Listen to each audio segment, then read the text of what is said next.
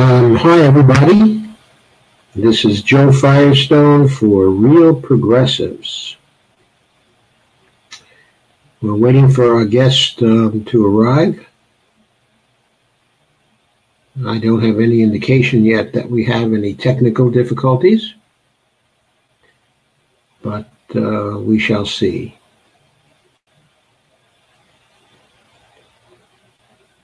I hope you all are well tonight. Oops. Let's see now. I have a message.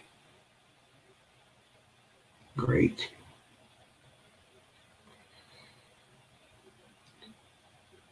Anyway, our guest has the link,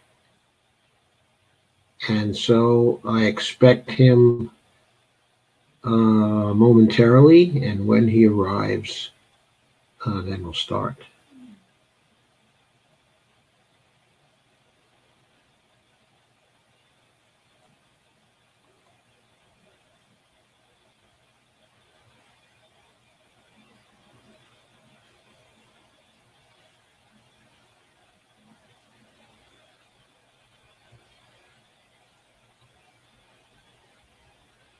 Still no sign of him. Hi, Sandy. Hi, Mark. Hi, Dave. Hope everybody's very excited about tonight's show. Please start to share now.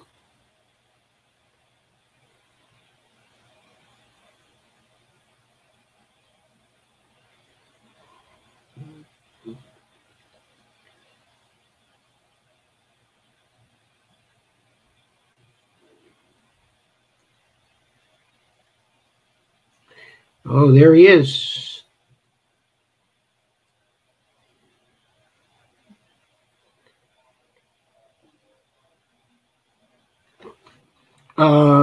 Steve, do we have sound? I can hear you. Great, and I can hear you too. I think we have a bit of feedback and some background noise coming from somewhere. So it would probably be best to turn down the volume a bit. Hold on. Okay. Better? Yeah, just a little, but I think it still needs to be turned down a little bit from there even. And I'll turn down on my side too. Okay. And we'll see if we can moderate this a little further and eliminate the feedback. Okay, can you hear me okay? Yes, I can. That's better. Okay, I think that's fine right now. How do folks out there feel? Hi, honey. But that's my daughter who tuned in. Okay. Hi, Sandy. Hi, Mark and Dave. Okay, everyone, share like mad now. This is a very important video. Okay, this is Joe Firestone for Real Progressives. And we're here at about Thursday night, okay, at 9:05 p.m. Our guest for tonight will be Stephen Jaffe, who is a Democratic primary candidate in the California 12th, who's running against Nancy Pelosi, the former Speaker of the House, and also most recently the leader of the Democratic Party in the House of Representatives. And from our point of view, notorious but neoliberal, as well as a Democrat. And so we're certainly very anxious here tonight to see what Steve has to say. Okay, and so there's one thing that I want to emphasize. If Steve should win in the primary, it will shake the establishment in the Democratic Party to its core. He's running on a very progressive platform. And tonight we're going to talk about the primary issues in the platform. Also, we'll be talking about the job guarantee, the PAYGO system, and something called overt congressional financing that you are very familiar with, but I don't believe Steve is yet. Okay, if we don't get there tonight, however, we've already scheduled a broadcast to follow up this one for next but Tuesday at 8 p.m. Okay, so what we don't have a chance to cover tonight, we will cover on Tuesday of next week. Okay, did I say Tuesday or Thursday of next week? I think you meant Thursday. Oh, right. I meant Thursday of next week, sorry, the 15th. And so we'll be convening at 9 p.m. On the 15th again. Thank you, Steve. Okay, so at this point, what I'm going to do is to turn things over to you to talk about the platform items that you would like to emphasize for us. You're breaking up a little bit, Joe. Okay. What I'd like to Say that again, please. Okay. What I'd like to do now, Steve, is to turn things to you so you can talk about the items on your platform that you would like to emphasize for us, okay, as the most important ones. Well, first I want to thank you for this opportunity. I very much appreciate it and live up to your expectations here. I've been anxious to talk to you for a long time, so thank you very much for coming on. You're right in characterizing my platform as a kind of classic progressive platform. There's a couple of planks which are really at the centerpiece of it. And as you know, politics is dynamic and it's always changing. The issue that comes up most frequently when I ask people what is most important to them is healthcare, and more particularly the issue of single payer, which I call Medicare for all because it's simply easier to understand if it's described that way. I'm for that for a whole variety of reasons. First, I think it's the only possible solution to the healthcare crisis that we're in. Our present system is obsolete, broken, and completely unsustainable. And it's been demonstrated throughout everywhere in the world that the single payer system is the one that works and produces healthier people with longer lives. Secondly, I don't see it as a financial issue. I see it as a moral issue. That's a common progressive value. Healthcare is a moral right, not an entitlement, where people should argue about profits and costs. The third reason is I have a couple of things to say about that, okay, if I could. Okay, the first thing is that people mean different things by Medicare for all. So I'd like specifically to ask you whether you're talking about H.R. 676 or a bill similar to it in the House. When I say Medicare for all, I mean essentially an expansion of the system which now exists, the Medicare system for senior citizens, to cover the entire population. That system would virtually eliminate most of the for-profit insurance companies, which is fine with me. I think it's obscene to make profits off the health and illness of other people.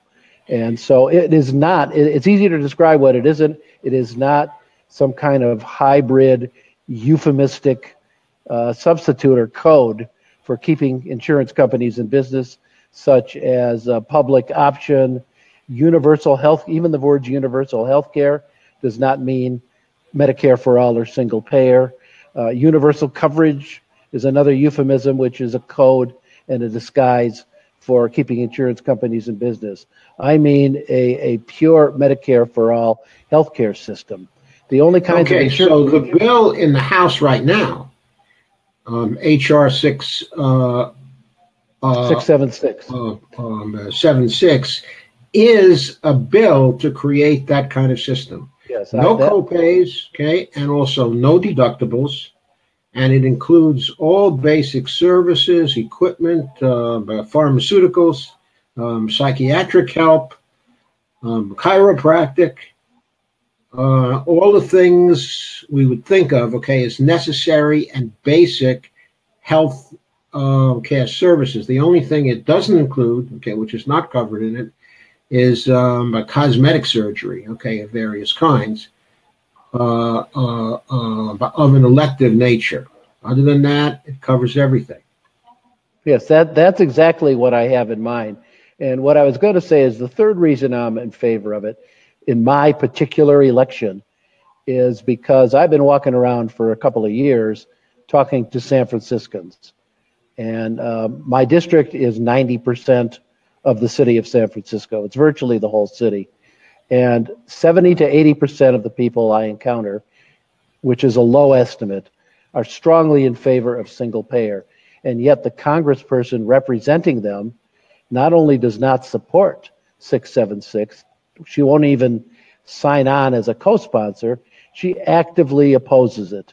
And the reason she does that is pretty obvious if you think about it. It's because she takes huge donations from for-profit insurance companies, big pharma, and other healthcare concerns who have a very big stake in making sure single payer never becomes law. Okay, and she recently said that there will never be single payer in the United States, I believe. Well, she's wrong because it exists right now for people who are covered by Medicare. So it's already there. And for people who are covered by the VA, of course. Yes, that's true. That's in true. fact, that's not simply a single payer system. That's a form of national health insurance, or actually a national health service for a particular group in the population. Okay, I think that's coming from your end, I believe. Yes, it is. I'm in a room here where I don't have full control over the environment, and I apologize for that. But would you, Susan? Can you ask them to maybe? I'll send someone over there. Okay, thank you. Thank you. Okay, that will be very good. Okay, so continue then. I am for, well, one of the things that's important to me is the reformation of the Democratic Party. I'm not a Dem-exit person. I've been a lifelong Democrat, and so is my family. I want to reform the Democratic Party. I want to abolish superdelegates, starting with that, because it's undemocratic with both a big D and a little d. And I'm not sure it's even constitutional. And the reason I say that is when you have the existence of superdelegates who can walk into a convention and change the result of a primary, change the result of a nomination process, you are disenfranchising the primary voters who voted in good faith, thinking their votes would count for something. If you can have this very large group of superdelegates go in and change results at the convention, why bother to hold the primaries?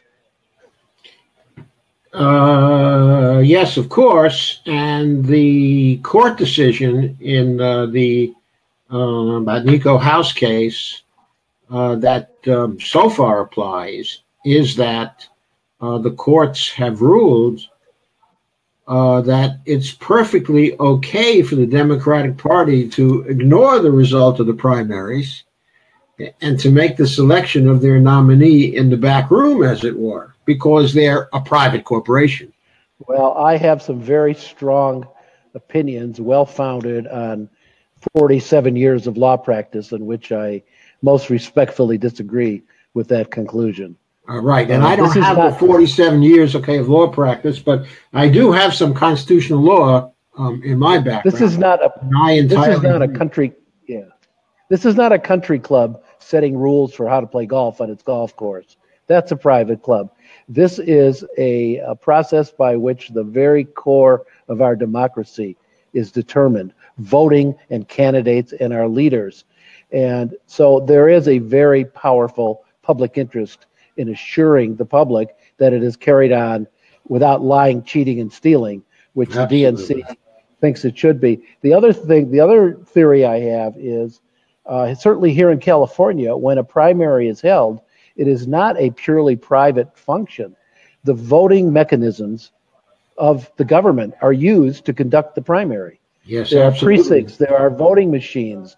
City Hall here, the Department of Elections gets involved. Yeah, public schools are involved here. Of course, yes, the public properties are used, firehouses, schools, and all of those things strengthen the argument that there is again a very powerful public interest in regulating and controlling this activity to make sure it's done fairly and transparently.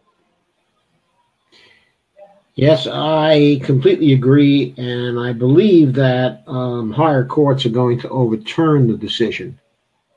Well, they should. We'll have to see. Okay, we'll have to see about that. Because as we know, the higher courts have been packed for some time now. Okay, can we talk about some of the other planks on your platform? I think that I'm a non-military interventionist. I don't believe that the United States should be the policeman of the world. I do think it should use its power to the extent it has it to help preserve peace, but not inflict its version of peace on other countries. I think that the budget that was just passed, the military budget by the House and the Congress, which is in excess of $700 billion, is obscene. I would not have voted for that had I been in Congress.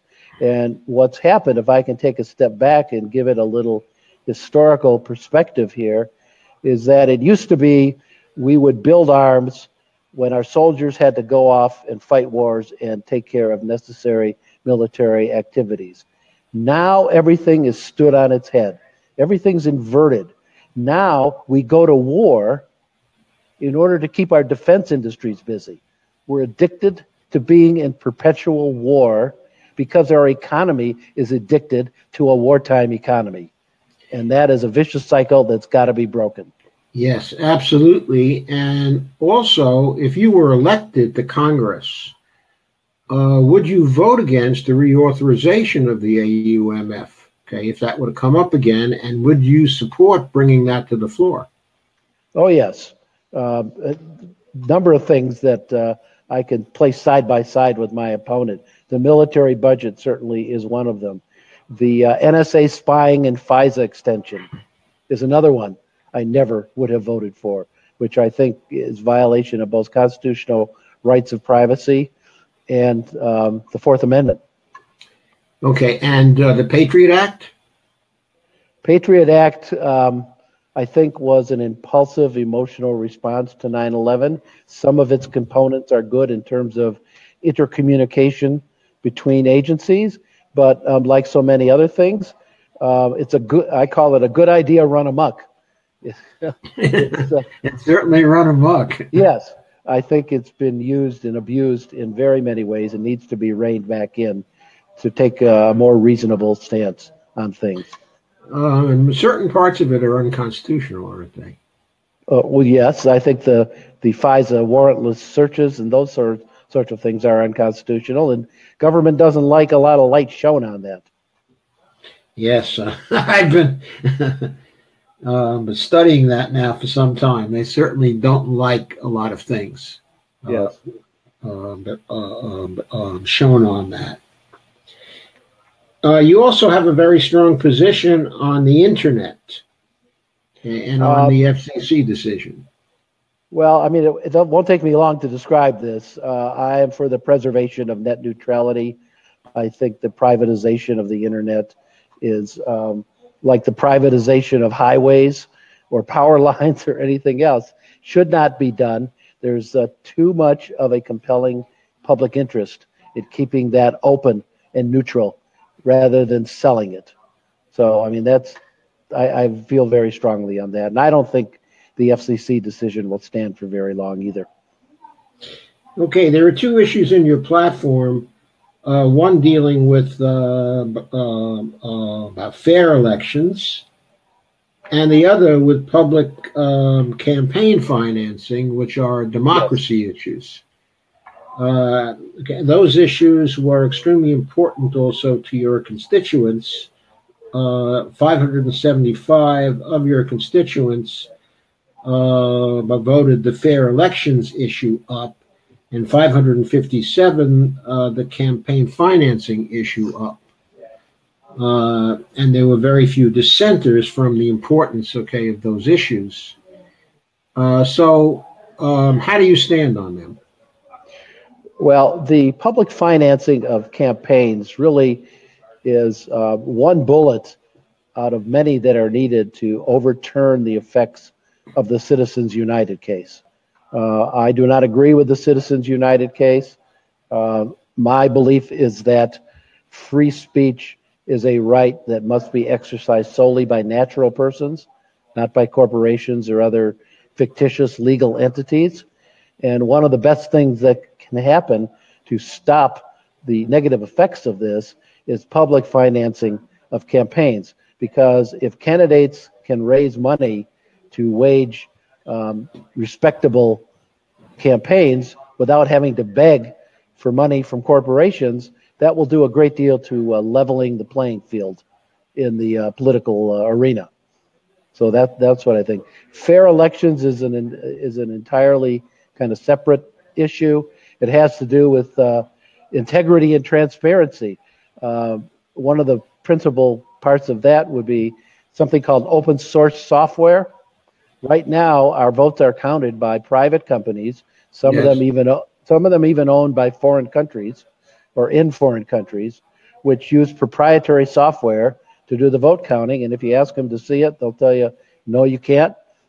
It belongs to us. That's got to end. It's got to be open source so that everyone could be assured that the software and the counting is fair. Paper ballots are also, it seems like a regression, but it's a positive regression if there is such a thing, because paper ballots will assure fairness and lack of cheating, to put it bluntly.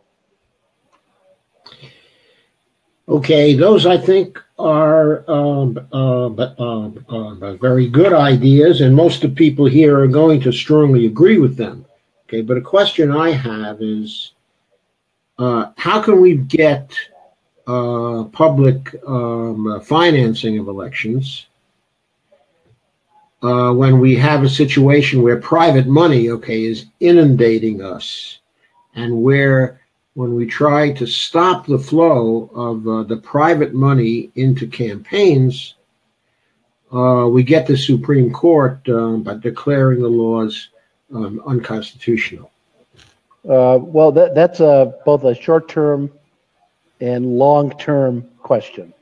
I mean, in the short term, public financing will empower the kinds of candidates, I think, such as me and other progressives who really don't have corporate money available to them to run their campaigns or don't want it, both of which describe me for a second. The longer term view is to craft careful legislation and manage the right kinds of court cases that filter up to the Supreme Court to give it an opportunity to repair what appears to be a devastating decision. Okay, so I have a question at this point. Are you aware of Article 3, Section 2 of the Constitution? Probably, and maybe not by number, but Article 3 is... Article 3, Section 2 contains the exceptions clause. Okay, that's a clause which was built in by the framers of the Constitution as a check on the Supreme Court. And what it allows the Congress to do, is to determine the jurisdiction of the Supreme Court. Yes. Over legislation. Now I know what you're talking about. I have a question for you. Has that ever been invoked? As far as I know, it has never been invoked, but it is clearly part of the written Constitution. It was placed there for a particular purpose, and the purpose was to constrain the Supreme Court, okay, that had run amok. And it seems to me we have a Supreme Court of that kind now, and that Congress should not be hesitating to use it if the opportunity presents itself. That's a very interesting idea. Then I'm going to go back to my Constitution and look at that again because okay. But Tim Canova was also presented with this idea. Okay, and he studied it, and he seems to think it's a valid idea, and is currently campaigning on it himself. Well, I know he's Tim. A law professor, okay, in Florida. Oh, I know Tim personally, and we have cross-endorsed each other. So I think I'll have a chat with him about that. Okay. That's okay. I'm sure that he'll be happy to talk to you about it. Okay, and after the show is over, I can send you a link to a blog of mine. Okay, that outlines it as part of a getting money out of politics strategy. Okay. All right. So you also have a plank to end homelessness. How would you do that? Homelessness, there are two kinds of issues which are peculiarly local in nature, which the federal government really is the second line of answers in repairing. Those would be, first one would be housing and real estate because land is peculiar to where it's located. And the other one would be homelessness because homelessness, people who are suffering are in the local jurisdictions. Yes. What the federal government can do would be to greatly expand funding for the kinds of programs that can bring immediate relief to them. A couple of the ideas that have occurred to me would be to approach FEMA, where the conditions in cities are so bad that they can literally declare a disaster. Here in San Francisco, we have such a bad situation that I don't want to gross out your viewers here, but sanitation issues. Yes. That there is literally disease spreading, and to me, that's a disaster. And perhaps FEMA or the CDC, which are federal agencies, could step in and do what's necessary to make sure these poor, wretched people have facilities where they can take care of themselves and not have this problem. The other thing that occurs to me is and this is along the same lines, is the Surgeon General. Surgeon General has certain powers that I'm sure could be exercised in the event of an epidemic. And is homelessness an epidemic? Well, certainly not of the conventional kind, but it certainly may be the kind of epidemic which is devastating very large numbers of people in certain areas. And I don't see why a little creative thinking couldn't be applied to that problem as well. Well, why not a program that would be federally funded, okay, and locally administered, such that the needs would be defined on a local basis. The types of housing, okay, would also be defined on a local basis, but the program would be funded by the federal government. Well, obviously, that's an easy answer for me. Anything that provides funds to alleviate the present situation, I would be in favor for. You get into a lot of politics and turf wars over things when you get into that kind of a situation, but I certainly would be in favor of that. I'm not quite sure what that would look like, other than, I mean, we have a monstrous homelessness budget here in the city of San Francisco. It's $250 million with a B. Okay, that's fine. Okay, that's fine. And where's it going? You know, my question is, where's it going? And where is the evidence of this kind of monstrous amounts of money being spent. What's it producing? It's not doing Okay, anything. right. Okay, so let's say that the local officials in San Francisco were to design a program to house all the homeless. There was some experiments, okay, that were done, I think, in the state of Utah that showed that at a cost of $35,000 a family or something like that, they were able to house all the homeless. Oh, Why? I don't have any doubt we have the economic wherewithal to do it. What's holding it up, from my understanding, is a lot of social issues. I know that there are shelters here. When you go around and ask the homeless people, do you want to go to the shelter? You might hear, yes, I do, but can I take my friends? Because a lot of these homeless encampments become genuine communities of people. Yes. And when you want to pick up one or two, they want to be with their friends. They want to be with the people who they know and maybe even love. A lot of homeless people have pets, like dogs. And Okay, so what if they were able to take these because they weren't simply shelters, but they were homes? Fine with me. I mean, it's an excellent idea. But, if the answer, I guess, if the answer is that simple, why isn't it being done? That's the real Well, question. I think we all know, and the reason is that we have a neoliberal group in Washington that constantly insists that when things that would create a measure, okay, of economic justice and social justice are uh, involved, that those things must be have to be neutral with respect to the deficit, whereas things like our defense spending, okay, and tax cuts for the wealthy and things like that just have to be done because they're necessary, either for the donors, okay, of one of the parties or for our defense industries.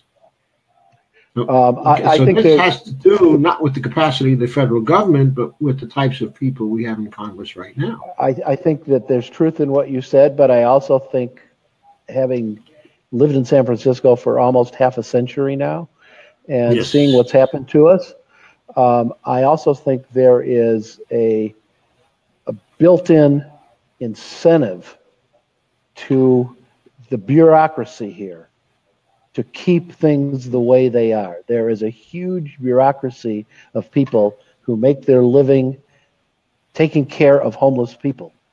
And if the homelessness, I don't want to call it a problem, if the homelessness situation were starting to be solved, a lot of these people would be out of work. I think, I know that sounds very cynical, but I do think there's some people have a stake in complaining about the situation, but keeping it the way it is. Okay, I think that's very astute. But surely there are nonprofits in San Francisco that would like to solve the homeless problem and that would be Uh, willing to tie into federal funding in order to solve it. I think there are some nonprofits here who are wonderfully motivated, and you've just described them. There are also other nonprofits here who are Who are not wonderfully motivated. and are nonprofits in name only, where their top executives are getting paid hundreds of thousands of dollars a Oh, year, yes. Yes, yes. and that seems to me to be inconsistent with the notion of nonprofit. Okay. Yes, Certainly, I do. certainly I the executives certainly are agree. the executives are profiting. Okay, so let's shift now to the global warming issue, okay, and energy subsidies. Those are also very important items in your platform. Well, So, what are global your thoughts warming, on those? uh, this is another no-brainer. People who are climate change deniers are simply fact deniers. Uh, at the core of that, I think, is a broken education system.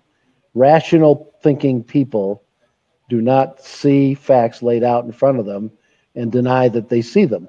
What I say often is, you may disapprove of gravity or belong to the Flat Earth Society, but that doesn't change the fact that if you step off a cliff, you're going to fall, and when you go up into space, the Earth is round. Climate change deniers are people who have suspended, I guess they say, suspended their rational thinking, suspended rational thought to grasp something that has political value to them or political payoff for them.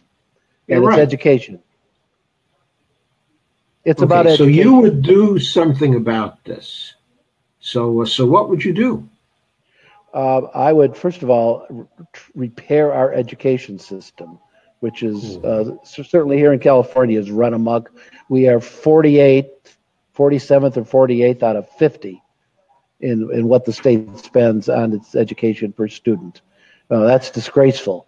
I would reinstate strong, what they call STEM courses, which I think are starting to come back now. Science, technology, electronics, I forgot what the M is. Engineering, I think. Mathematics, engineering, yes. That needs to be reinforced tremendously. Yes. I grew up in the 60s. There was no more touchy-feely era than the one I grew up in. But yes, I know. that has not served us so well in this respect, because we're way behind on a lot of the things we need to be educated about. The fact that people can invade textbooks, science textbooks, and suggest that evolution is an unproved theory and that their intelligent design may be just, that's just outrageous to me. Outrageous. Okay, but Steve, but in the global warming area, we have what looks like an immediate crisis. Yes. Well, the immediate things I've done is one, I want to ban fracking. My opponent refuses to back anything that would ban fracking, which is inexplicable to me. I signed on to Tulsi Gabbard's bill, where we have to be, I think, fossil fuel free. That's hard to say. Fossil fuel free. I think is it by 2035. I forget what the By number 2035. is. So you're going to Yes. co-sponsor that bill. I will sign on the day I get to Congress. Yes. Okay, Absolutely. so my question then is, what kind of funding is provided for in that bill before providing the green jobs that we will need to have to succeed in making the transition to a fossil fuel free economy? There, I said it. Fossil fuel free. It's not easy, is it? Well, I don't know. I think it is easy, but I'd like to know how you propose to do it. I'm not as conversant with that bill's funding mechanism. I'm not completely sure on how that would happen, but what I do understand is as this transition is made from fossil fuel to non-fossil, other sustainable fuels, that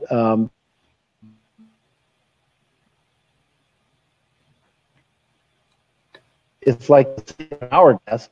I think jobs on the fossil, most of the slack of the people who might be giving up jobs in like the coal industry. Trump is fighting hard for the coal industry, which is a minuscule proportion of our workforce in terms of the numbers of people. And we could easily employ them, I think.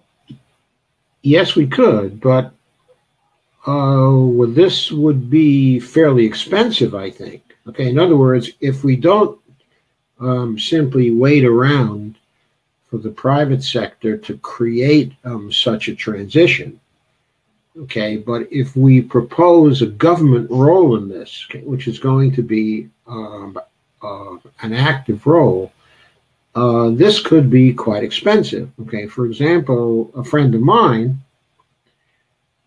who has been on some live streams here has actually proposed a $4 to $6 trillion per year program in order to create the transition. 6 trillion with a T? 4 to 6 trillion. 4 to 6 trillion. And it would not be entirely funded by taxation. In fact, I shouldn't even say at all funded by taxation, because strictly speaking, taxes don't fund anything. Okay, but I don't want to get into the intellectual background for making such a statement. Okay, but it is the truth.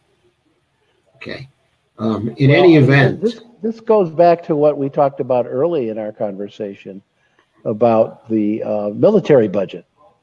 The military budget, $700+ billion, which is grossly bloated and inflated. And the answer to part of your question is, where's the money going to come from? It's going to come from cutting back on making arms. We make so much stuff, defense stuff, that we can't even sell it to ourselves. The Army has no use for it, or the Air Force, or the Navy. It's parked somewhere. And now we've got diplomats in Europe going to our NATO partners, telling them that part of their participation in NATO ought to be buying arms from us, because we need to sell the stuff that we can't possibly use.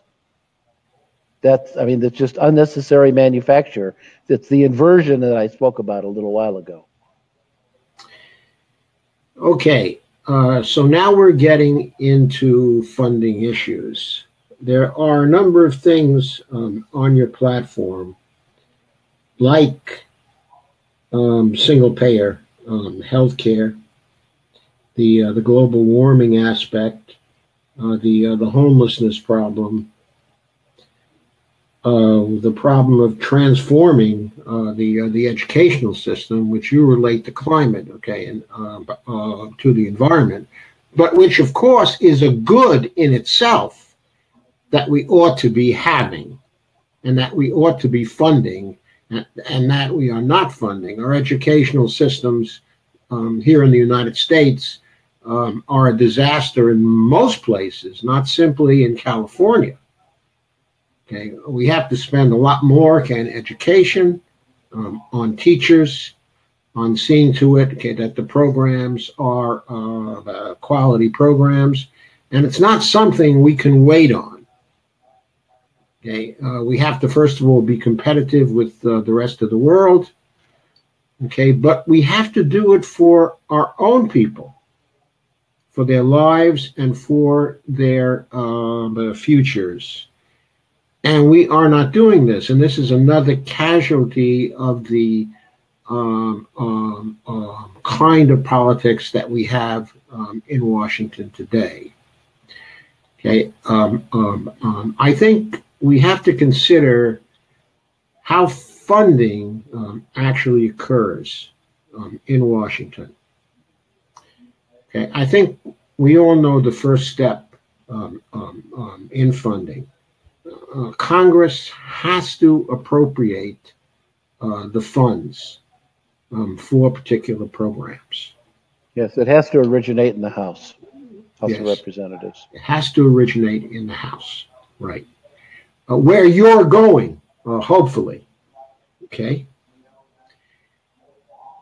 However, right now, though the House actually mandates the president and the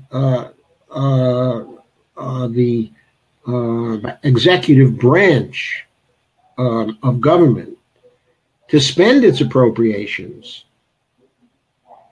it does not but directly create the money in the Treasury spending account to actually spend an appropriation.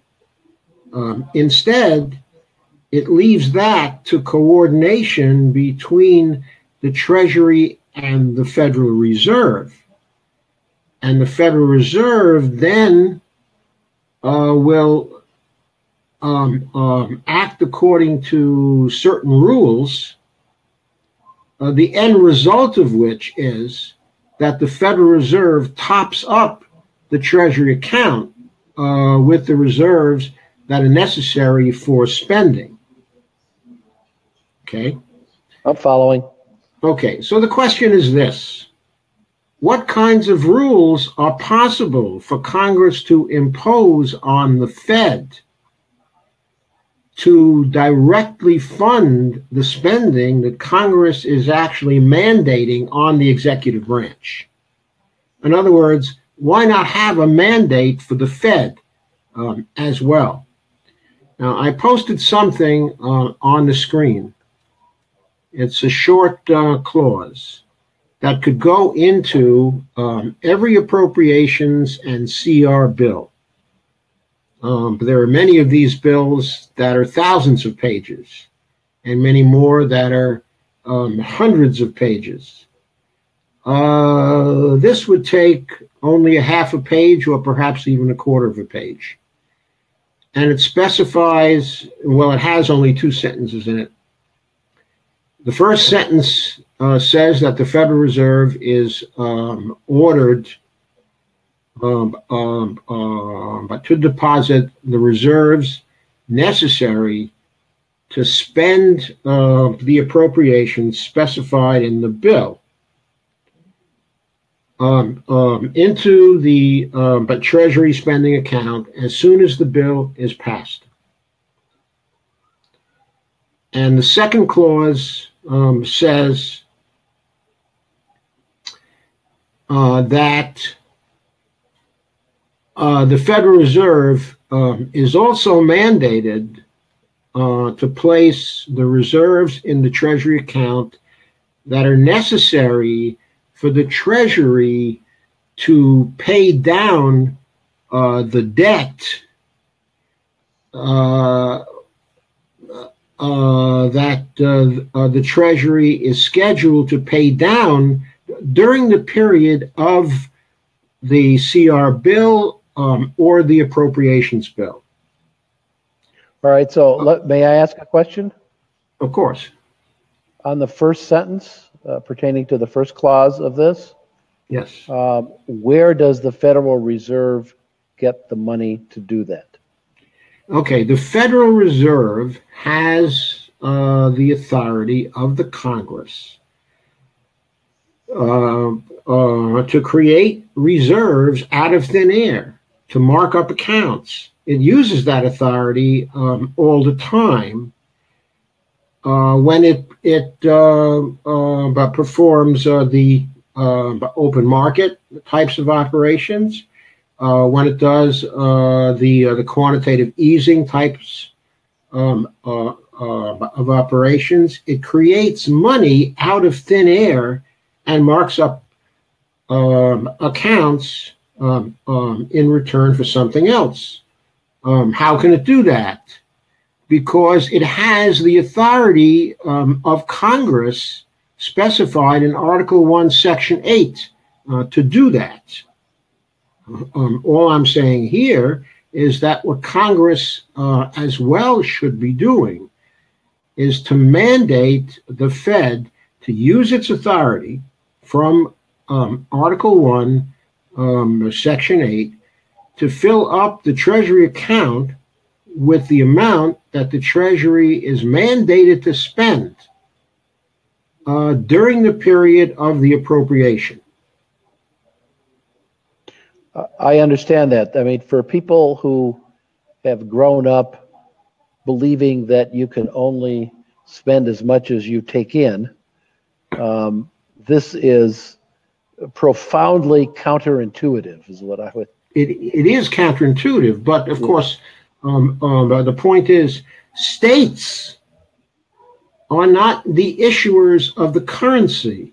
Correct. So they can only spend what they take in. They have that limitation. Okay? But the federal government is the issuer of the currency in the broad sense of the term. It's the issuer of the coins.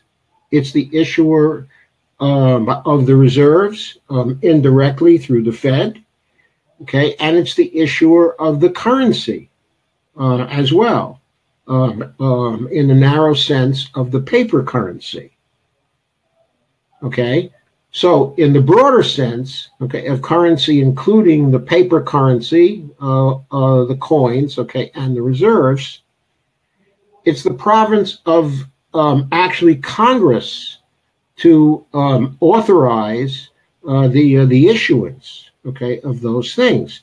Now, it has delegated part of its authority to the Treasury Department, okay, specifically the coinage, okay, and also the Bureau, okay, of Engraving and Printing still is authorized to actually create the paper currency, most of which then, okay, is issued by the Fed, okay, and of course all the reserves, in other words, the additions to bank accounts with government money, okay, that has been delegated to the Federal Reserve banks, but it's been delegated by the Congress.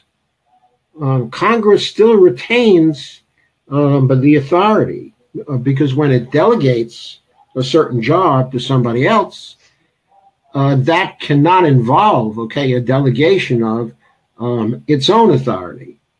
Congress Does anybody know the long-term effects of this kind of program? Okay, the long-term effects are going to depend on the Congress. Okay, what I've said here is that this should go into every spending bill. Mm-hmm. Now, whether or not this is going to cause inflation to occur is going to depend on what Congress does with taxing bills.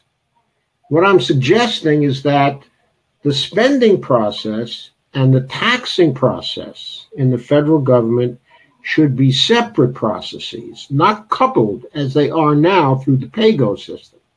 I'm suggesting we have to get rid of the pay-go system because it has a conservative bias.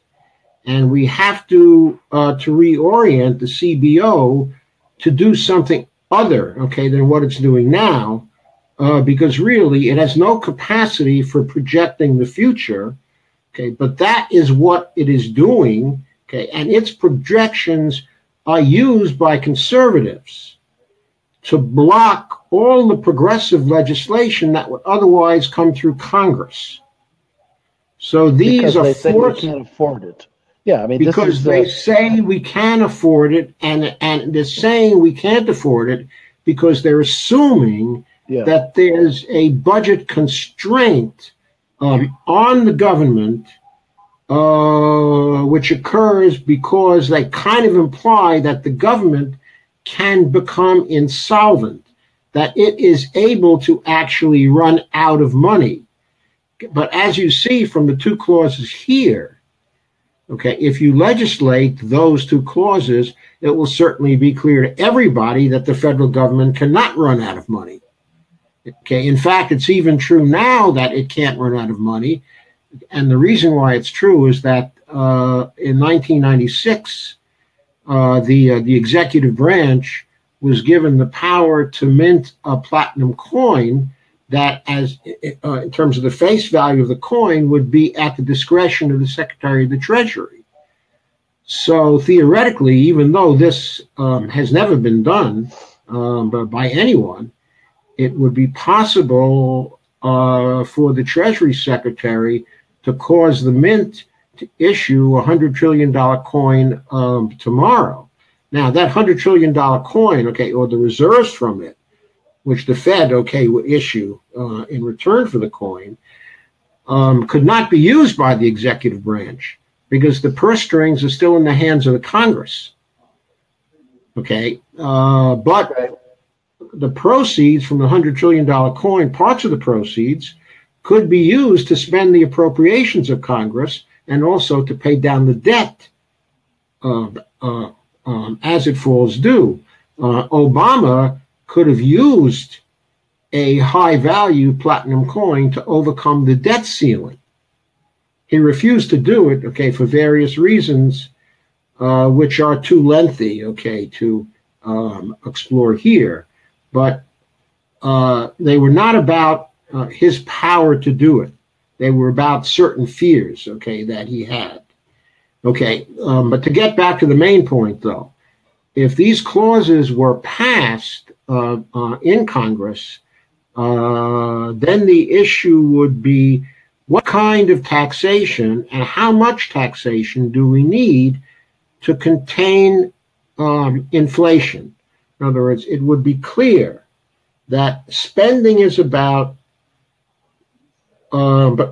actually providing for the public purpose and for the things people need, and that taxing is about draining a sufficient amount of money from the economy so that we don't have inflation caused by government spending. Is anybody considering this in the Congress now, this kind of notion? I don't know if anybody in Congress is considering this kind of thing, but the idea that spending precedes taxation, okay, is an idea that is currently being circulated by the modern money theory, the School of Economics. Right. But Stephanie Kelton, okay, who is the chief economist, but for Bernie Sanders, in one of her major landmark papers, showed that in fact taxing does not fund the federal spending. In fact, right. Neither taxes nor bond revenues actually fund federal spending, but directly. And any person who studies MMT, okay, or is part of the school, will tell you that just as a matter of logic, government spending had to come first, and taxing had to come later. And the reason for that is you can't tax what simply does not exist. The money has to be out there first, okay, before you can tax it. Okay. No, I understand. That's a lot to process. Okay, that's a lot to process. Okay, yes. And of course, since we're due to convene again next Thursday, okay, at this point, you will have some time to process it. Okay, but I wanted to bring it up to you, okay, and to put it into your hopper. Okay, and the reason why I wanted to is not only because I think it's a good thing and because I think it's the way to go, but also I think it's something you can use in your campaign against Ms. Pago herself, but Nancy Pelosi. She's the most visible advocate for pay-go in the Congress.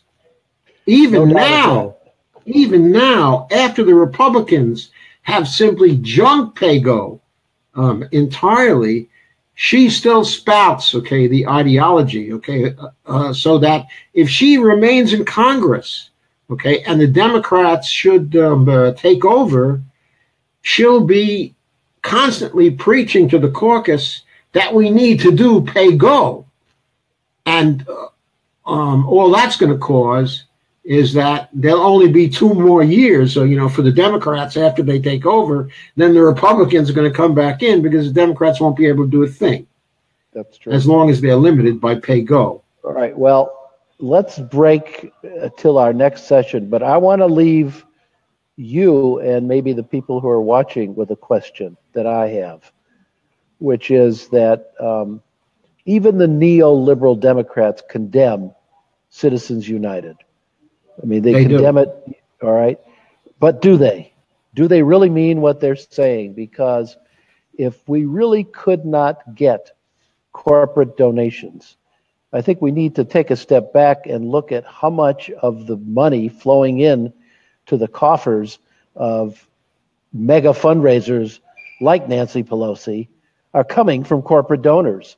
And if somebody put a stopper in that bottle, is that really what they want, or are they just paying lip service to it?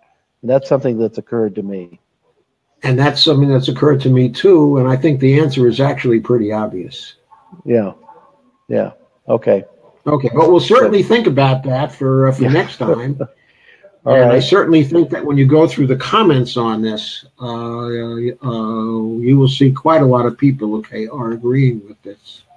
Yes. Okay, so Well, thank you very much for coming thank tonight. you. This was a very stimulating conversation. I enjoyed it. Thank you so much. So did I. Okay, thank you for coming. Okay, I'm going to stay here but for a while and discuss with our people the issues that are raised. And by next week, there'll be a further chance to talk about your platform, okay? And No, I have more. I have other items. Yes. Can I give my yes, you do. Can I give my donation link? Absolutely. Go ahead.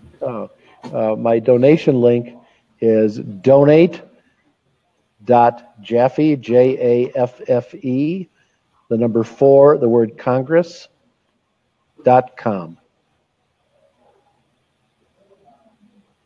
I can do even better than that. Okay, go ahead. Okay, wait a minute. I'll take this out to give you more room. Okay, to show this. And I'll minimize myself as well.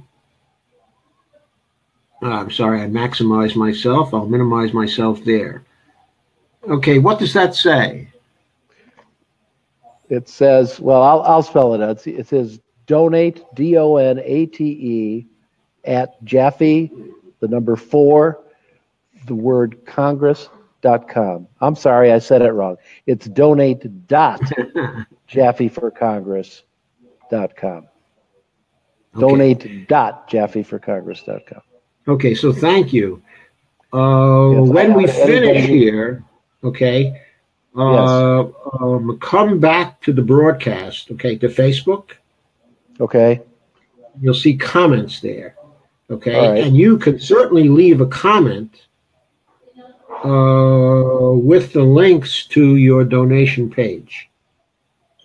I will. I appreciate that very much. Okay, thank you, sir. And I encourage you to do it. Okay, so I will take you out of the stream now. Okay, I'll see you in a week. I'll see you in a week. Okay. Okay, so I'm continuing for a while now. I don't get as much chance to talk with you, okay, as I would like. Okay, I thank you all for coming. And I'm here to consider comments and questions. Is there anything that you would like me? I see the links to the donation page, so thank you all for giving them. And Tino Garcia Barragan says about lip service all over the place. Well, there may be more. It may not be entirely lip service. As you see, I'm trying to push things with him and make things a lot more specific. I believe in specificity for candidates. No pay, go pay. Yep, that's the slogan. Go pay. Use overt congressional financing. OCF. So it seems to me that we need to send some links to Steve Jaffe. So people ought to supply links to Stephanie's key article and other links, okay, that you think are important. I will supply some links too.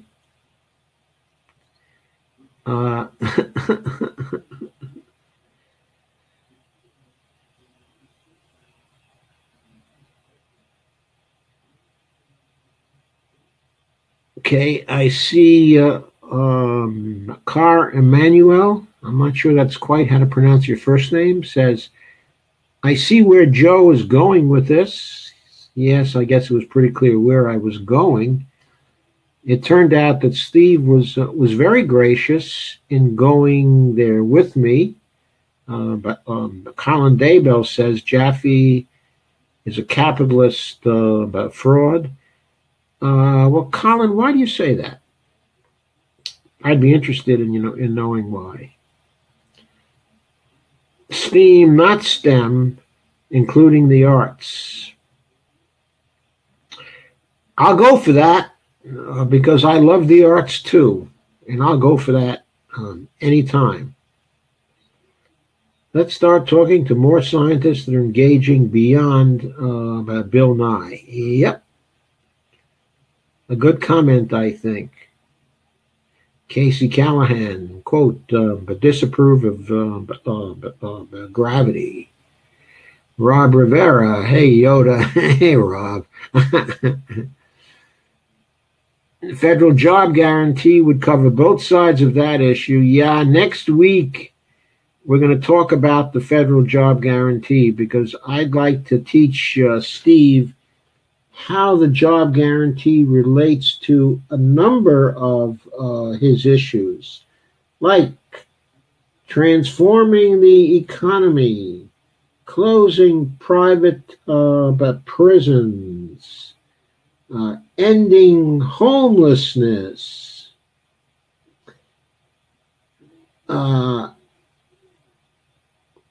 fighting global warming,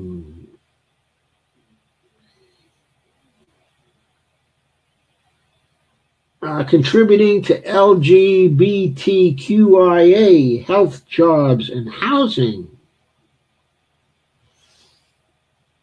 ending the school to prison pipeline, protecting cities from gentrification, all these things, and the minimum wage plan also.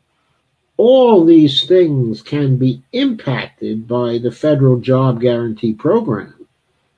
And I hope to get Steve by the end of next week signed up to the federal job guarantee program because with that should put the nail into Nancy Pelosi's coffin, I hope.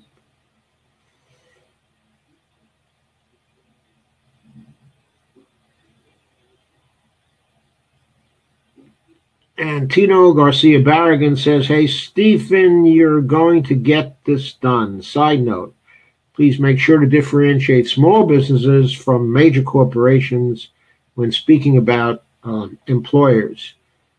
Just a touch of advice. And Mindy Donham says she's a shill.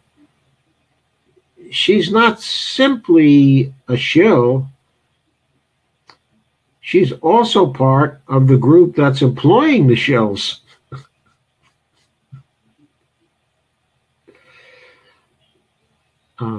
She's the shiller or the shillor or whatever.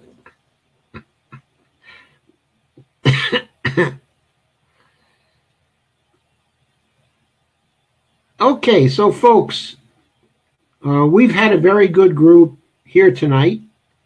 Okay, a very active group, but we've also had a very small group. Can anybody explain why? Steve is running in the most important of the primary races for Congress in the whole United States at this point. Even more important than the Tim Canova, Debbie Wasserman Schultz primary race. In the Florida, is it in the Florida 23rd, if I recall correctly? That is the number of the district. Okay, but this is the California 12th. And this is a vital race for progressives to win. And so it's vital for us to get Steve going.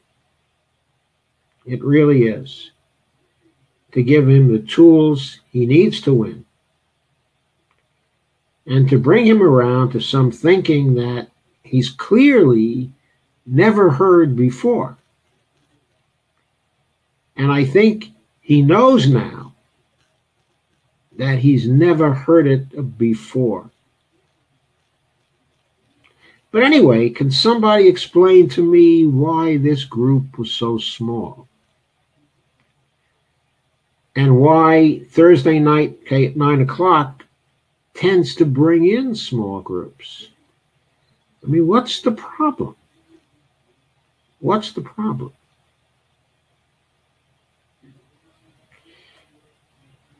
Anyway, Casey says, but not enough advertising? It could be not enough advertising. It could be.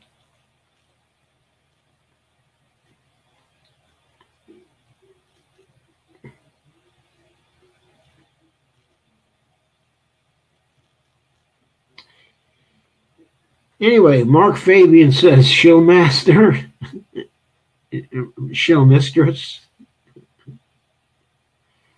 Susan Elder says, this is a great way to educate politicians about MMT. You're performing extremely valuable service, Dr. Joe. Thank you. Thank you, Susan. Yes, I do think this is the way to educate politicians about MMT. I never even mentioned MMT, okay, until the end, until I got to talk about overt congressional financing. I got to talk about taxes don't fund spending. I got to talk about the Stephanie stuff. And only then did I mention the initials of MMT. I certainly didn't ask him if he'd ever heard of MMT. Okay. What I tried to do instead was to lead him from his own program to a political problem he has in relation to his own program, and then to a solution to that problem, which was related to MMT. Mindy says, Russell, 155 shares. Not sure I get that, Mindy. I don't know how many shares we had here tonight, but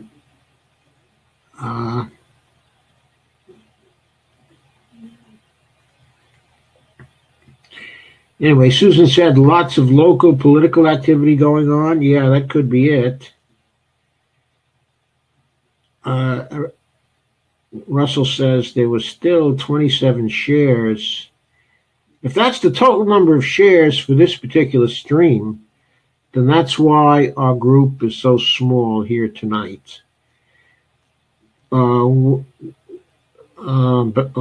by comparison, for the Tim Canova stream, I had more than 500 shares for that stream. Steve had close to 1,000 shares for the Bill Mitchell, Stephanie Kelton stream.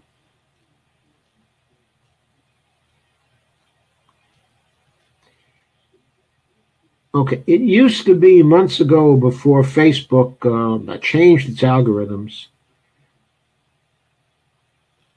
that somebody could get something like 6, 7, 8K views with 273 shares. But I've seen people get over 300 shares in recent videos and end up with less than 1,000 views. With less than 1,000 views. I don't know what's going on here, but it's not good for RP. we need to do everything we can to get this stream shared after the fact, and for advertise the stream coming up in a week. We've had 154 comments so far, and there are 19 viewers now. Okay. Through much of the stream, we were in the low 20s. I don't think we ever got above the 30 mark for this particular stream. I think, given the importance of the race, we should have been around the 80 or 90 mark in terms of number of people watching this at once.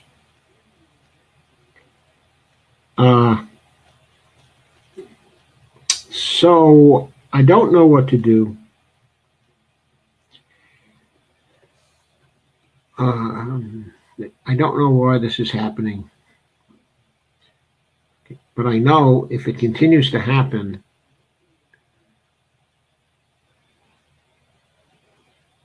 then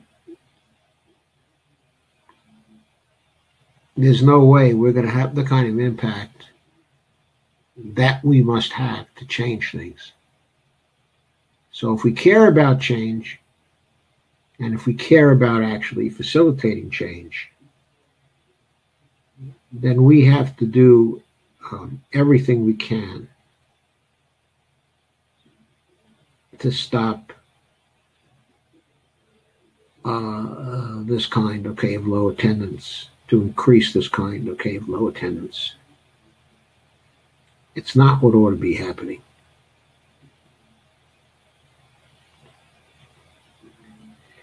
So Russell says, interesting, I see 27, but when I click shares, it's in the 160s. Yeah, that is interesting.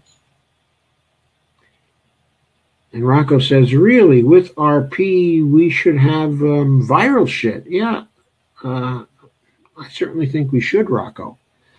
But the problem is how to get it. With this discussion, and with the importance of that particular primary race, this should have gone viral, because this candidate really appeared to be open to considering these changes to the PAYGO system in Congress. The questions he asked about it were all intelligent questions. They were honest questions. They were the questions of someone who is intelligent and who knows the law. The questions he asked about Article 3, Section 2 were also intelligent questions. And I have no doubt he'll seek the advice of Tim Canova, about this. So we'll have to see. Oh, now I see we have 166 comments, 71 reactions. It says, see all. Oh, I see. That's for seeing all the reactions. Okay. Let's see. So now, how do I get rid of seeing all? Sandy Degg says that she's sharing right now. Thank you, Sandy. That helps. Funny how Robert Reich videos are still common. Yes, it's funny because I don't think he really knows what he's about at all. If people listen to him, what we need won't happen. Certainly will not happen.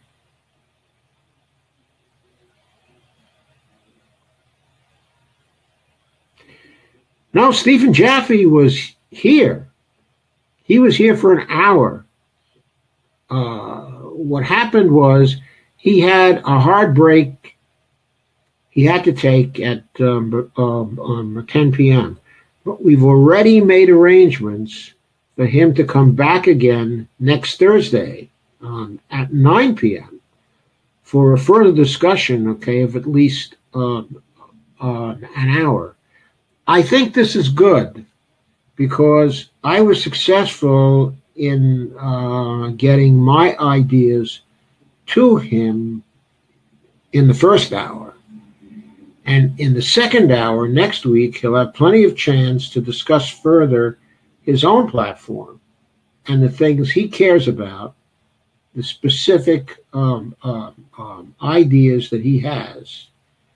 Okay, and also whether he's willing to go further with the ideas that I presented to him here tonight.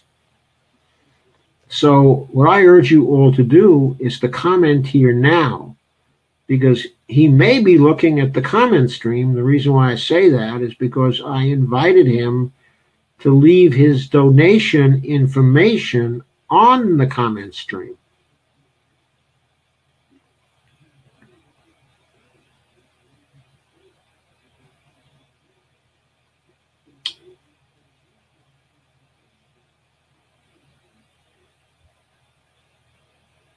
So Mindy Donham asks a good question. Is Reich paying for views, maybe? Well, that might be the issue now. It may be that what Facebook is trying to do is to get everybody to pay for views. And those who don't pay are going to be sabotaged by the algorithms, and they will not get their viewers. Now, I don't know how much you have to pay, how much we would routinely have to pay to boost our live streams, but we may have to look into that. Rob Baxter says, I found that Steve's impromptu videos receive more traffic than others that are scheduled ahead of time. Yes, I agree, Baxter. Sorry, Rob. Rob Baxter. Okay, I think that this is true, but Steve has special circumstances. And the special circumstances are that Steve is the leader, of RP. So when he goes live, everybody is ready on call to run to his streams and to share them wisely. And that's always going to be the case because it's natural to rally around the flag. So that may be what explains the higher traffic that Steve gets.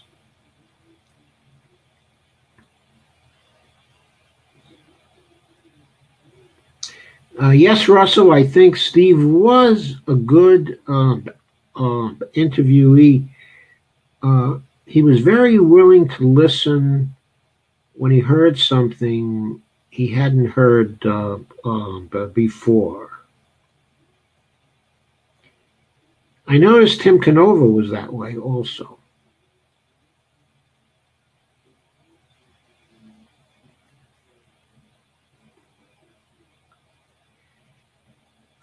Michael Weiss was that way too, actually.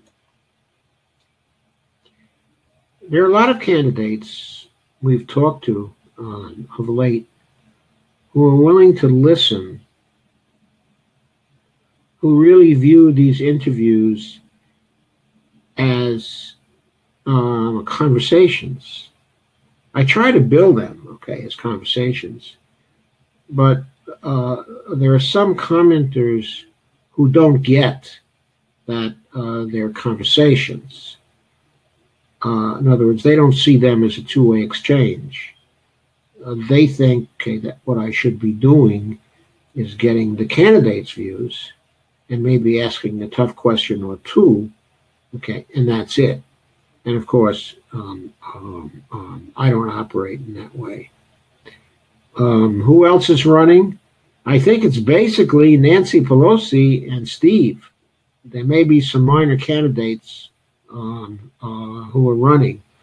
But Steve has the only shot to get close to Pelosi, I believe, okay, at this point. And by the way, whoever else runs in that district is sure to lose because that's a gerrymandered district. And in the last about three elections, but Nancy Pelosi has gotten 85% of the vote in the general, 83% of the vote in the general, and most recently 80% of the vote in the general. And even though she's losing popularity now, I think you can count on her to get at least 70% of the vote in the general. So I believe that the primary race is the contest out there. It's the only way realistically to beat Nancy Pelosi.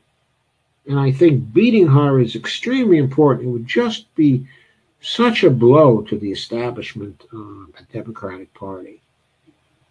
It would be the kind of blow that they've never suffered before, not even with respect to Bernie's relative success.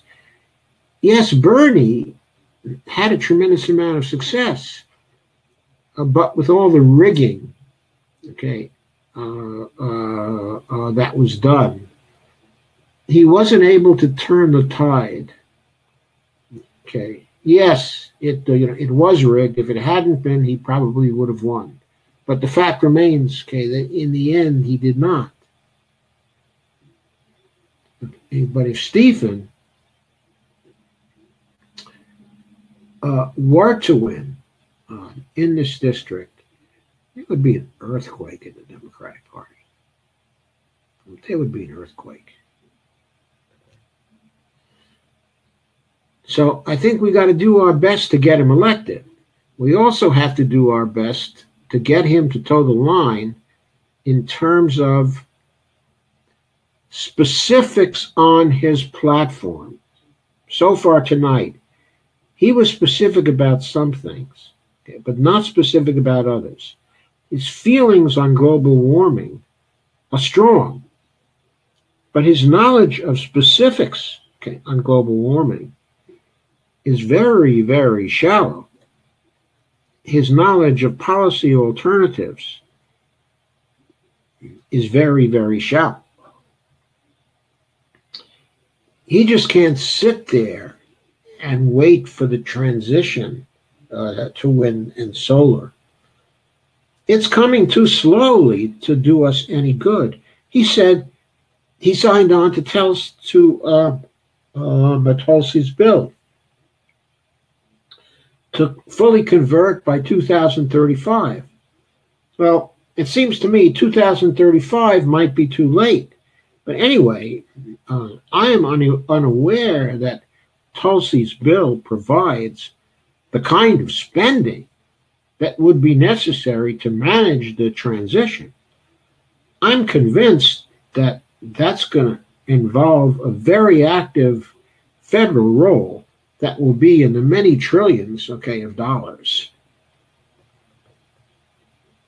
I think we have to look at that, and we have to push for that. And we have to push for our politicians to sign up to that.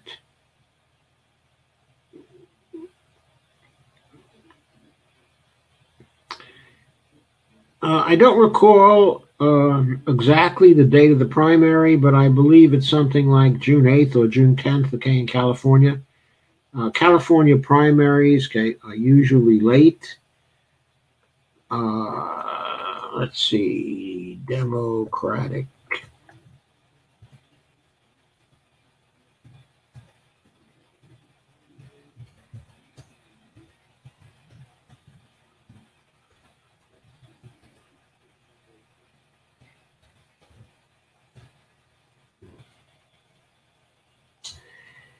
Okay, the primary dates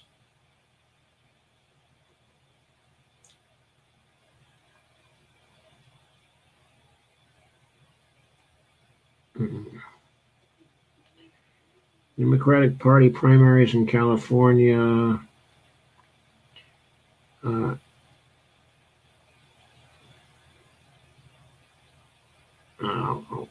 I have it coming up on my screen now.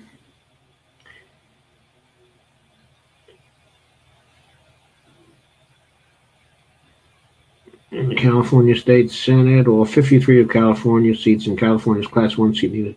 June 5th. There are 89 days until the election. Okay, everybody get that? It's June 5th. So I was 3 days off about the exact date. Okay, anybody else want to ask a question?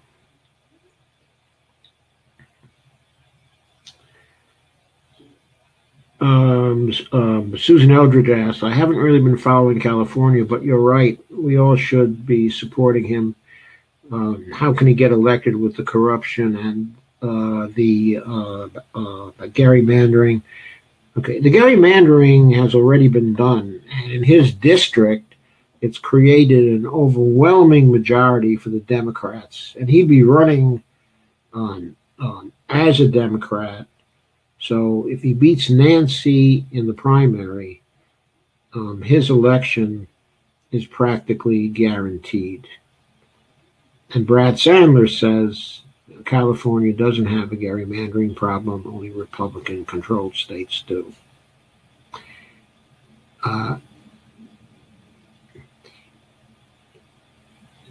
Yeah, that's probably true. There may be a few exceptions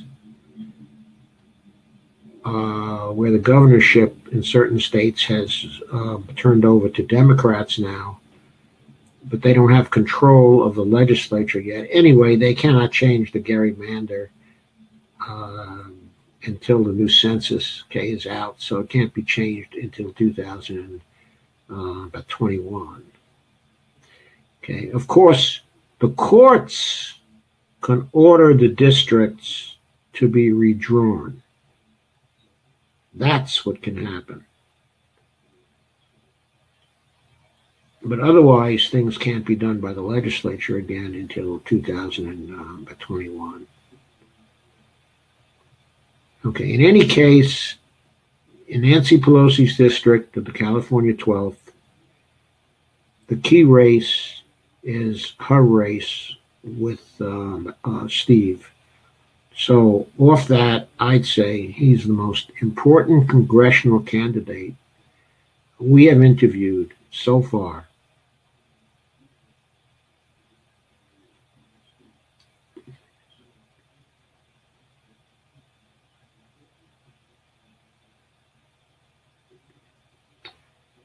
Sandy says, some of the post shares that are submitted to groups are pending approval by an admin, so some of the shares will not show until they get approval. Yeah, that's true, but if they get approval and the stream is over, then they will not be able to see the live stream. Hey, Tricia, how you doing? How is his following in his district? I have the impression he has a pretty good following there, that he's a fairly popular guy. But I don't know of any polls yet that are showing the way things are, in his district. Since it's only a congressional district, however,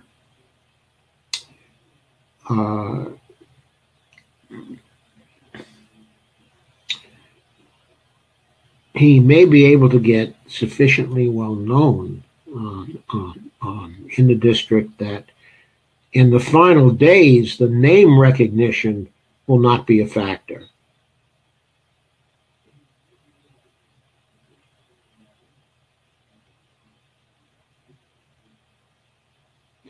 Casey says, we totally need a badass third party. Hopefully he learns to dig the Green Party of the United States platform. I hope so, Casey. I think the state platform in California is actually pretty good, isn't it? But for the Green Party.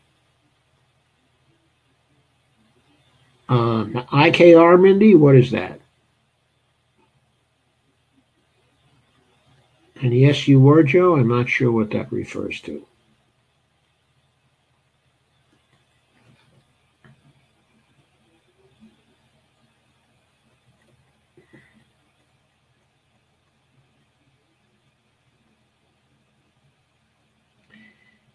Yes, Trish, I'm very well. I continue to be very well. I continue to enjoy life. Bonnie is enjoying life too, thank you. I think we both are enjoying life. And one of the things that I think we enjoy most is these live streams. But that's far from the only thing. Oh, Cora. Got it. Got it. Okay, Cora Emanuel. Okay, thank you, Cora.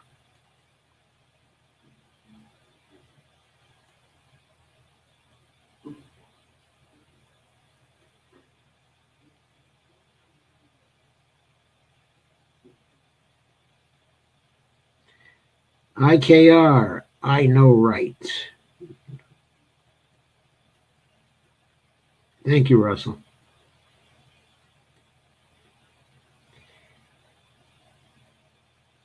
Dave Pilkinson says, landslide.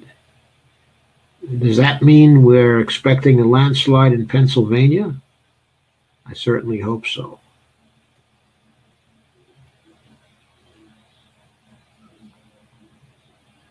And Casey says, I was wondering too, Cora. But I'm a guy. I kind of thought that because I thought I saw you on some of the RP internal streams.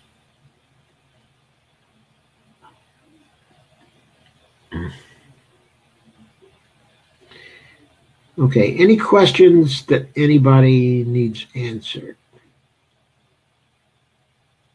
Is there anything obscure about what I've been saying about overt congressional financing? I know I've been spending a lot of time on it, but I think it's really supremely important.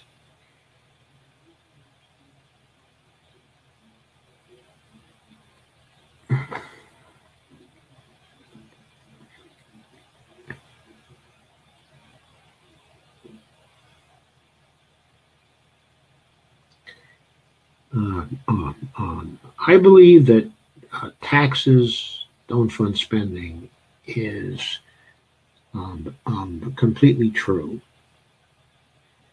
and that we really need to teach people that, okay, and they need to learn it. But even when we teach a lot of people that, and even after they have learned it, there will still be a large part of the population that will believe that the debt, quote unquote, is a problem that they just cannot stomach. And the Republicans and the conservatives will be able to use the existence of the debt as a political issue against the progressives. So, I think if we want to do something about that, we have to take that issue off the table. We have to kill that issue. And one of the most important things about overt congressional financing is that if it gets institutionalized in every appropriations bill, in every CR bill, it will be plain within 6 months that there is no debt issue. There is no debt issue at all. Okay. Now I know that the debt we have now is not really a debt. in the same sense as the debt that I have to the bank, or that a credit card debt is, or that the kinds of debts that we all have are. Okay. I know that the debt the Treasury Department has now is akin to the debt that a savings bank would have to its depositors if the savings bank had the power to create money. Okay. So in other words, that's not really a debt in the way we think about it. As Bill Mitchell once said, debt is not debt. Yeah, absolutely true. Everybody ought to realize it. And in the best of all possible worlds, they would realize it, and they would just ignore the debt forever after, and they would just repeal the debt ceiling and put that to bed. So when we needed debt financing, we could go on, okay, with debt financing, okay, and it would never be a problem. But this is the real world. It's not the best of all possible worlds. And we're talking about what? Say a decade to get most of the population oriented to the idea that taxes do not fund spending, and that our national debt is not really a debt. I mean, there's a large portion of the population out there that still denies the fact of evolution. They still deny evolution. Why? Because it didn't sound right to them, and they decided to deny it. And I guarantee that there will be a fairly high proportion of the population that 10 years from now will still believe in the debt, if we still have a debt. So I say we can use overt congressional financing to get rid of the debt. So why not? I mean, what harm does it do us to get rid of it in this way? Dr. Joe, says Casey Callahan, why do you think the making of the Federal Reserve in 2013 was unconstitutional? Okay. This, Casey, is very easy to explain. Because the Constitution was written and incorporated the principle of separation of the powers of government into three branches. There is an executive branch, there is a judicial branch, and there is a legislative branch. Okay?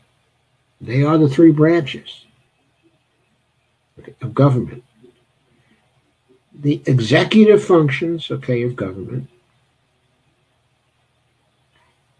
In other words, the implementation, okay, of legislation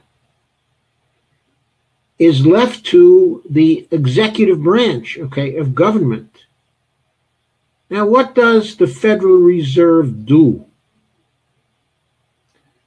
The Federal Reserve implements a part of the spending power of the Congress.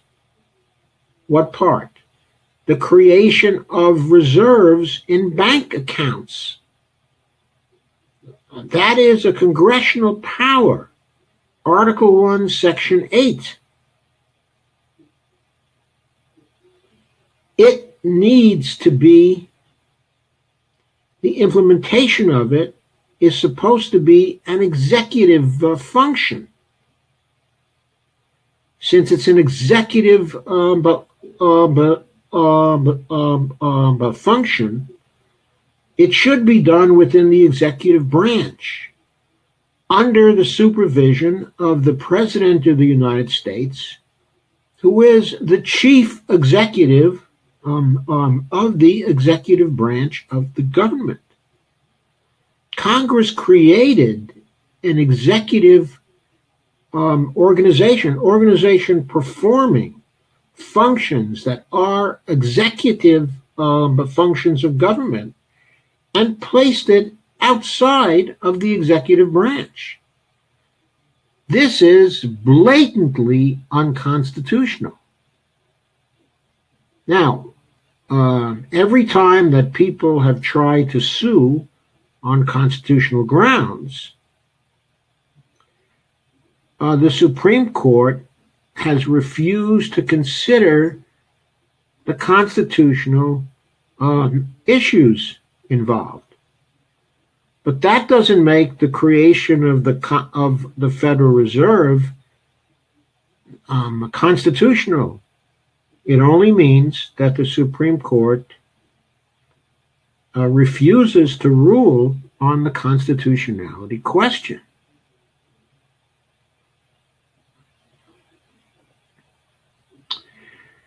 So anyway, that's why I say, okay, it's unconstitutional. Now, ironically, perhaps, okay, what I've been telling you is I've been expounding on the unitary theory of the executive in the U.S. government.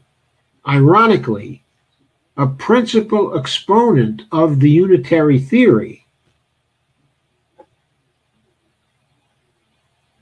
was Antonin Scalia until his death. And some of us wondered what Scalia was going to do if the constitutional question was raised on his watch. But because it seemed to us that to be consistent with his own earlier rulings on various things, that he would have had to declare the Federal Reserve unconstitutional, and either to order the entire vacating of the legislation, or order as a remedy the immediate incorporation of the Federal Reserve into the executive branch under the Treasury Department. In any case, I advocate for that right now. I advocate that what Congress ought to do right now is to recognize the unconstitutionality of the Federal Reserve as constituted, and to nationalize the banks, that is the Federal Reserve banks. The Board of Governors, okay, is already an agency, okay, of government, and have the regional banks and also the Board of Governors placed under the Treasury Department. And the head of the Federal Reserve, the chairperson, would then become an assistant secretary in the Treasury Department. And we'd proceed but from there. But Congress, of course, is not going to do that. And if we progressives take over Congress, that's not the first thing, okay, that I want us to do. What I want us to do first is to pass H.R. 676 and then do a green New Deal post haste. And only after we've passed the social benefit legislation and the economic benefit legislation that we have to pass, should we then come back, okay, and consider reform of our banking structure, because the study of the structural issues will be a big thing. It will be a controversial thing. It's going to take a long time to resolve. And we need Congress to focus its attention on things that can be done but quickly, for the benefit of the whole population. We need that, and we need that badly.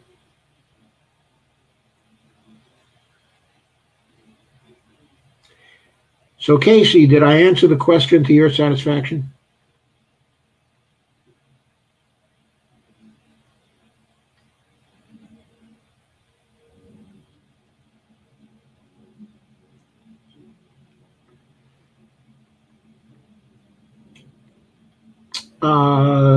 Yes, Cora, I agree it would be beneficial to live stream them both simultaneously. And I think that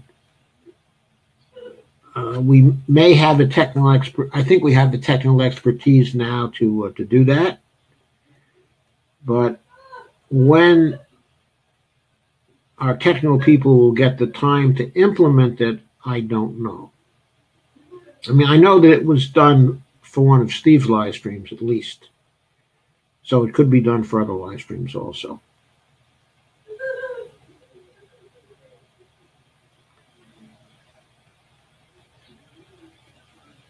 Mark Fabian says, end the suffering and then balance the economy. And I'd add, and then balance the financial system.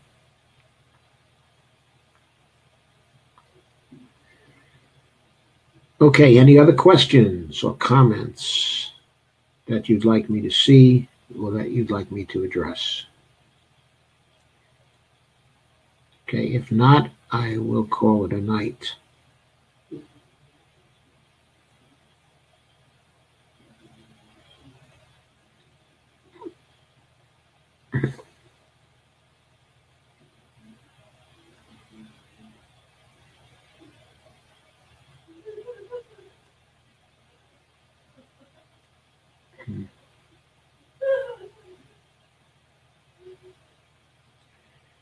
A secular amen to that.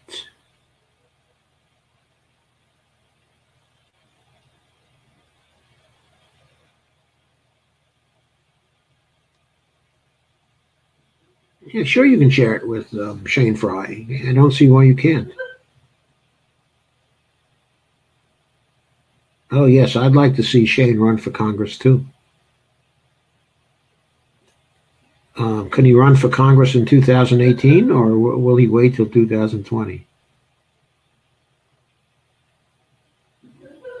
End the suffering and send the non-thinkers to another planet.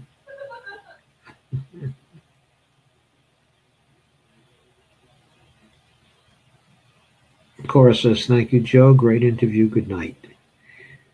Okay, good night, Cora. Good night, all. I'm going to end now. And good night to you, Trish.